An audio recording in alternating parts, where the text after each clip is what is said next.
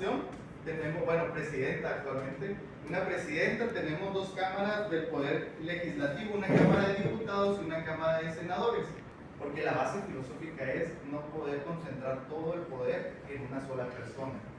Por lo tanto, convoca elecciones a todo el país y crea un congreso, un poder legislativo.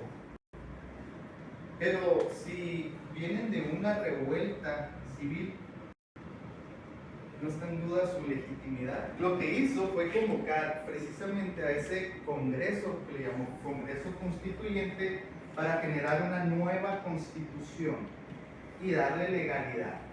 Se publica el 5 de febrero de 1917. La constitución que creó el Poder Legislativo se comprende de dos grandes partes, así dos categorías. Una parte es la parte dogmática y la otra la parte orgánica. La parte orgánica es la que crea los órganos de gobierno. Bueno, en la parte dogmática de la Constitución, que son los primeros artículos de nuestra Constitución, el 1 al 29, están contemplados nuestros derechos y nuestras garantías como personas. Y por ahí tenemos un artículo tercero que habla que todas las personas que vivimos en el territorio nacional tenemos derecho a la educación. Por lo tanto, la materia prima, por así decirlo, del Estado, del gobierno, es abastecernos para poder tener acceso a esos derechos que están en la Constitución, en la parte dogmática. ¿Algún otro derecho que conozcamos que tenemos? A votar. Derecho a votar, derecho a votar y ser votado, el derecho de expresión, ¿no? Y a la libre expresión de las ideas, al derecho tenemos de acudir a centros religiosos, a profesar la cultura, la religión que cada uno le parezca conveniente. Tenemos una serie de derechos. Tenemos derecho a una familia. Qué curioso. Tenemos derecho, incluso artículo primero, el más importante, yo creo que se nos escapaba por ahí, el derecho a la libertad. Bueno, el gobierno se instituye para abastecernos de estos derechos, para garantizar que todas las personas que vivimos en el territorio nacional podamos acceder a esos derechos. Por lo tanto, en la segunda parte, en la parte orgánica de la Constitución, crea órganos, autoridades de gobierno que nos presten esos servicios y que nos faciliten, incluso nos garanticen que va a haber el abastecimiento de esos derechos para nosotros. Las autoridades de gobierno, como esas secretarías o otras instituciones que les comentaba, van a hacer únicamente lo que les permite la ley. La misma Constitución que crea el Poder Legislativo, que es el cuerpo de personas que crean leyes, nos da una serie de derechos, como por ejemplo el derecho a la educación, les comentaba. Crea una ley que nos da el derecho a la educación, pero una ley no nos construye una escuela. Una ley no pone un maestro frente al grupo, ni le paga su nómina, ni crea el contenido académico que debe de llevar. ¿Qué necesitamos entonces? Aquí es donde surge la importancia del poder ejecutivo. La ley ya está, pero la ley ahora sí que son ideas. Vivimos en un mundo de ideas, sí, que al final de cuentas se materializan a través de un ejecutivo. Si hay un derecho a la educación y hay una autoridad que nos va a abastecer, pero simplemente la ley no hace mayor cosa, necesitamos un poder que ejecute, que levante una escuela en un terreno cerca de la comunidad, cerca y accesible para todas las personas que van a acceder al sistema educativo. El artículo 39 constitucional dice que la soberanía nacional reside original y esencialmente en el pueblo. Pero creo que es muy importante aquí poder comprender esa primera palabra que les comentaba, que es la soberanía. Soberanía es la capacidad de tomar decisiones sobre alguien más. Eso nos va a dar mucho sentido de aquí en adelante. Un país soberano es un Estado, un gobierno, porque aquí el mismo Congreso Constituyente de 1917 dice: la soberanía es del pueblo, pero me la está prestando. Me está dando la autoridad, la autorización para tomar decisiones sobre ellos. De tal manera que ya una vez con ese permiso que nosotros pueblo le damos al gobierno, al menos constitucionalmente hablando, ellos pueden tomar decisiones de dónde van a poner las escuelas, los hospitales, sin necesidad de estarnos preguntando. Ellos ya tienen la capacidad de tomar decisiones sobre el pueblo. Oye, que va a haber una reforma, ok, no nos tienen que preguntar. Ellos, a través de esa soberanía que en algún momento les dimos, o se adjudicaron, pueden hacer esas reformas legales, esas reformas constitucionales. Entonces no necesita el gobierno estarnos preguntando, ellos pueden tomar decisiones sobre nosotros. Las decisiones que se tomen van a ser en beneficio del pueblo. Todos los sistemas tienen fallas. La sociedad no es la excepción. El sistema que tenemos puede tener fallas. ¿Sí? Pueden surgir problemas, incluso los hay muy seguidos, en la mayoría de los casos, incluso, que entre miembros de una comunidad puede haber conflictos. Incluso puede haber conflictos entre vecinos. Y más aún, puede haber conflictos dentro de una familia. Es la célula más pequeña de la sociedad. Puede haber problemas. Puede haber problemas de nosotros, gobernados, intentando interactuar con las autoridades de gobierno. Oye, que la directora de la escuela me restringió el acceso, que la directora de una primaria pública me está cobrando una cuota de inscripción cuando la educación es gratuita. Entonces tenemos un conflicto. Oye, que el Instituto Mexicano del Seguro Social no me atendió bien. Entonces, ¿qué hacemos? Recurrimos al Poder Judicial. El Poder Judicial, vamos al punto, está investido de soberanía, sigue siendo soberano porque es parte del gobierno. Problemas entre los mismos entes de gobierno. Oye, que la Secretaría de Educación, por ejemplo, no sé si sea el caso, eso me ocurre, ¿no? Le pide dinero a la Secretaría de Hacienda y Crédito Público para construir una escuela, la Secretaría de los dineros se los niega. Entonces tienen un conflicto por ahí. O puede haber conflictos entre el sistema federal, como la Secretaría de Educación Pública, y la Secretaría de Educación y Cultura, que es la institución similar, pero homóloga, pero a nivel estatal. Entonces pueden tener conflicto. Esta escuela de quién es, quién le paga, dónde la construimos, ese terreno era mío, no, dámelo para mí. Entonces puede haber conflictos entre órganos de gobierno también.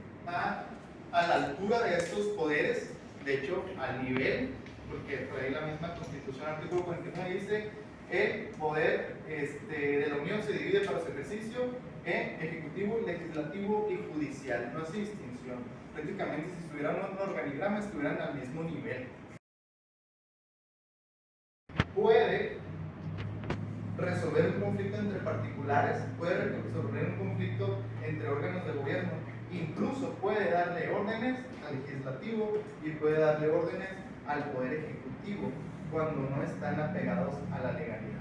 El ejecutivo proponía candidatos y el Senado los aprobaba, y solamente los que aprobaban llegaban a ser parte del poder judicial. Gracias a la reforma constitucional que hubo el 15 de septiembre del año pasado, del 2024, donde precisamente cambia algunas cuestiones internas de la estructura del Poder Judicial y dice, ¿sabes?, que el Poder Judicial, jueces y magistrados y ministros van a ser elegidos a través del voto popular. Cuando dos personas tienen conflicto, un problema, por ejemplo, en terreno, ¿ante quién acude? Al primero que acudimos para que resuelva un conflicto que tenemos nosotros, gobernados, es ante un juez, no ante un ministro de la Corte. El acceso al mundo de la justicia es a través de los jueces, que vaya, están en los juzgados, y en este caso a nivel federal le vamos a llamar juzgados de distrito. Cuando yo tengo problemas con un vecino, con un territorio, voy a acudir ante un juez. Cuando yo tengo problemas con alguien, que alguien tiene problemas por cuestiones de deuda, van ante un juez. Que alguien tiene problemas por cuestiones de robo, van ante un juez. O de violencia, van ante un juez. O de un choque, van ante un juez. El juez es el que decide.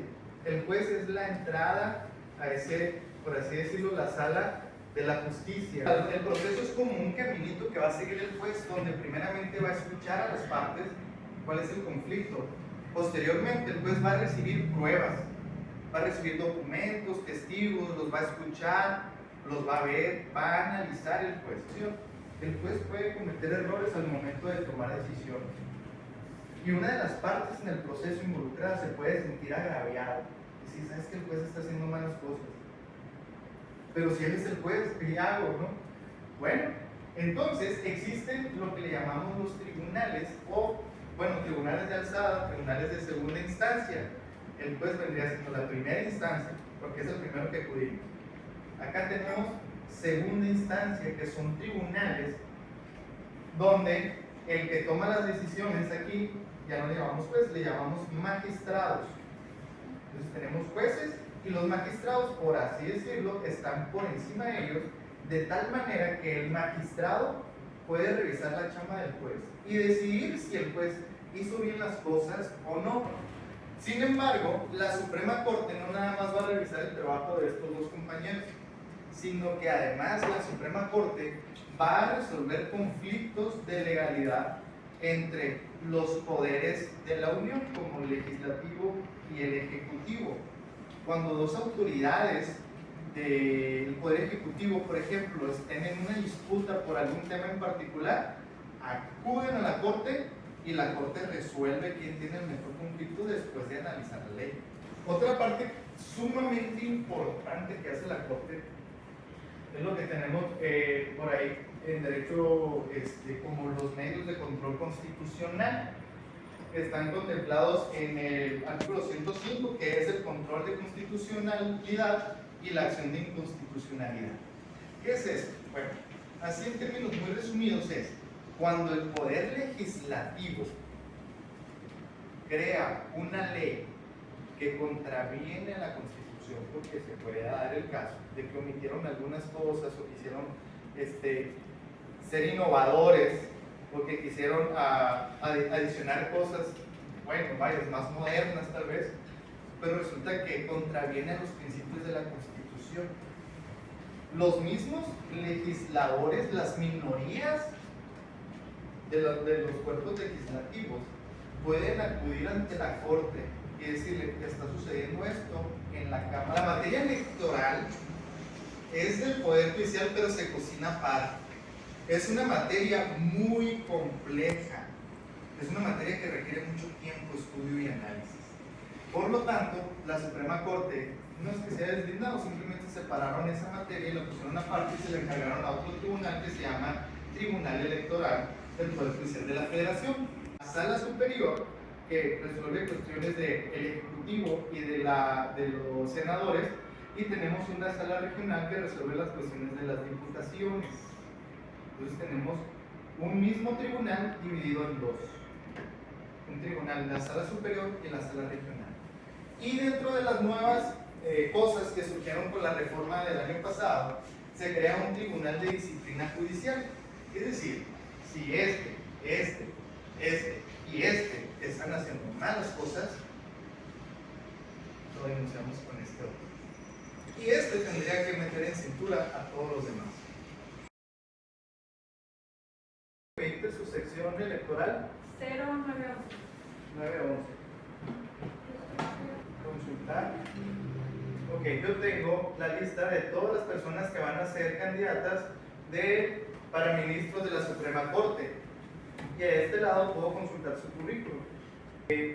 Tenemos también los jueces de distrito propuestos. Él, por ejemplo, Antonio Mora Díez, es juez en funciones y además está propuesto por el Poder Judicial. Esas son las muy importantes, como les decía, la trayectoria que va a tener cada uno. Es de los candidatos mujeres y otro es el de los candidatos hombres. Nosotros vamos a elegir, por ejemplo, para ministros de la Suprema Corte de Justicia, 5 mujeres y vamos a elegir a 4 hombres, 9 personas en total. Lo que deberíamos de hacer el día de la jornada electoral es marcar en el casillero que aparece en blanco en la parte superior y poner el número de la lista que le corresponde al candidato de nuestra predilección, de nuestra elección.